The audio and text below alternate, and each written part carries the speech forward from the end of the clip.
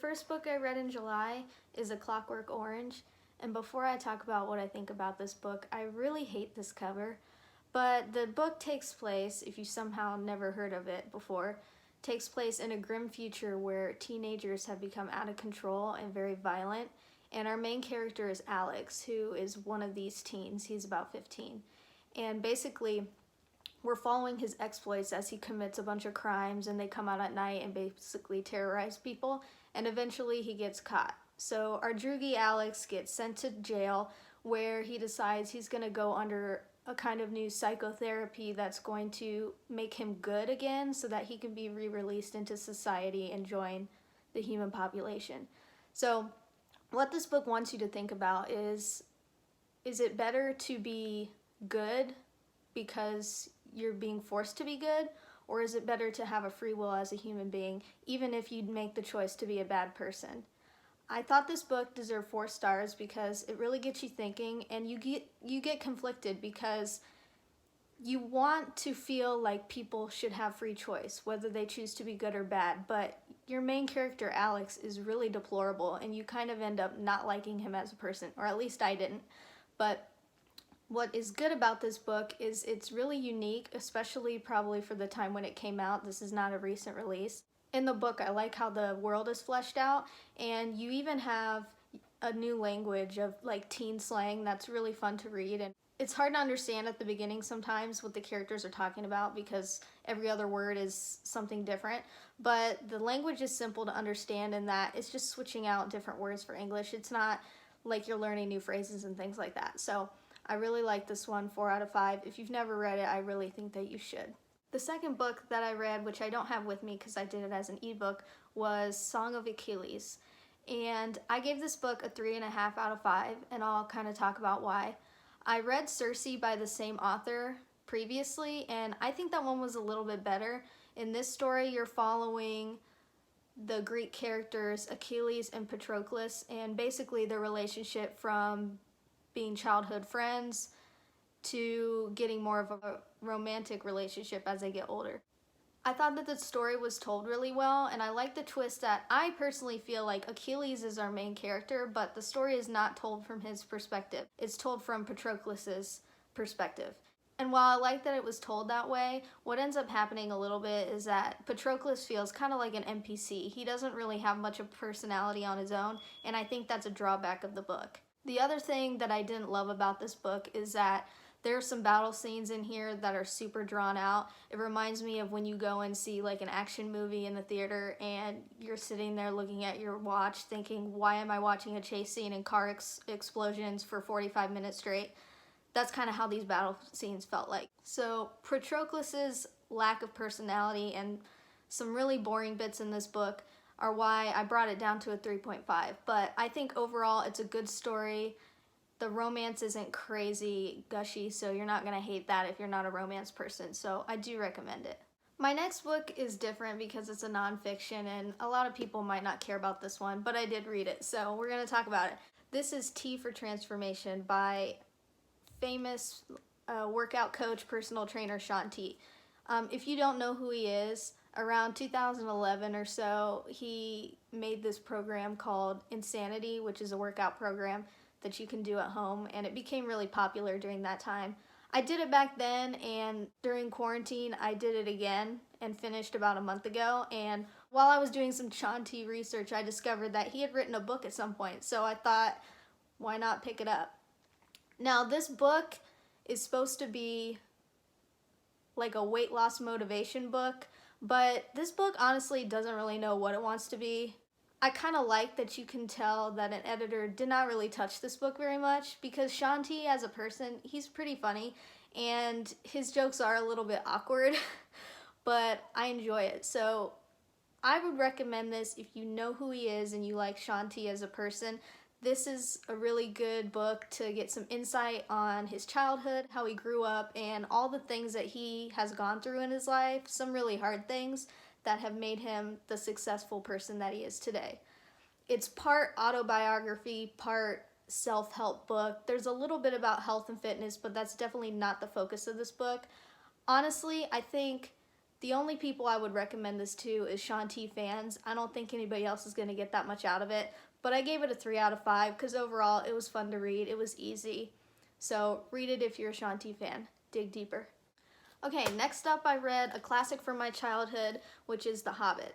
This copy that I have here I got from the library, and it's actually illustrated, so a couple times per chapter you get some nice pictures of what's going on. I've read this many times when I was younger, and a couple months ago I read Lord of the Rings all the way through for the first time. So reading this, I really felt like I wished I was reading Lord of the Rings instead, because after reading that and then coming back to this book seems like overly simplified, and Lord of the Rings kind of has this problem as well, but everything is so conveniently wrapped up. Like, they'll get in these ridiculous situations and then it just so happens that the perfect thing that they needed will get them out of the bind that they're in. If you've read this book, then I'm sure you can think every chapter there's a situation where they just happen to have exactly what they need to get away. It's a good adventure story, it's good for kids, and it's a classic. I do recommend it, but like I said, The Lord of the Rings is better for an adult, I think. This one's way too simple, but I gave it a 4 out of 5 for longevity. The next book I read was The Stranger, which is another literary classic. I'd never read this one before. And if you're looking for a story where a lot happens, this is not the book for you. This book is more mulling over existentialism and the philosophy of that. You're following a main character who's a male in his late 20s, probably, maybe early 30s, and he has no real personality and he's completely apathetic to other people.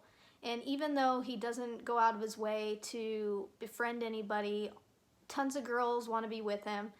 All the jockey guys want to be his best friend. And I can't stand characters like this.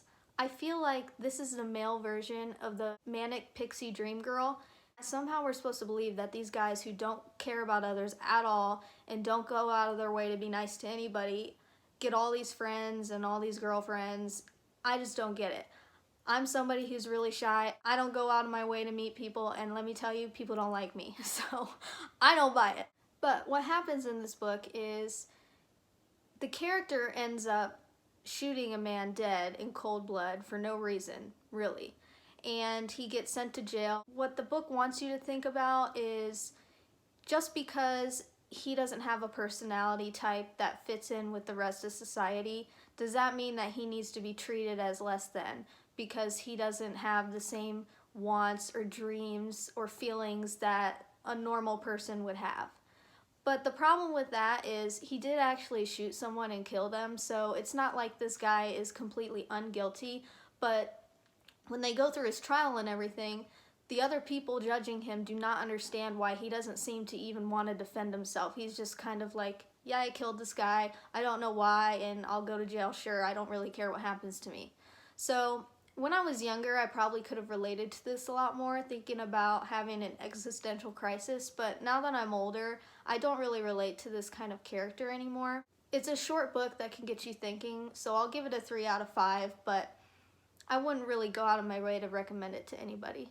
Alright, the last book I read this month is The Vanishing Half, and this is a great book, especially if you love books that center on really well-rounded, awesome characters. Almost every character in this book you're gonna love, and it also has a really riveting story. So you're following two twin sisters who, when they were about 16, they both ran away from home together, and then soon after that, they started to lead separate lives. So one of the sisters disappears, moves to a different state, and they don't really talk to or hear from each other for another 15 or 20 years.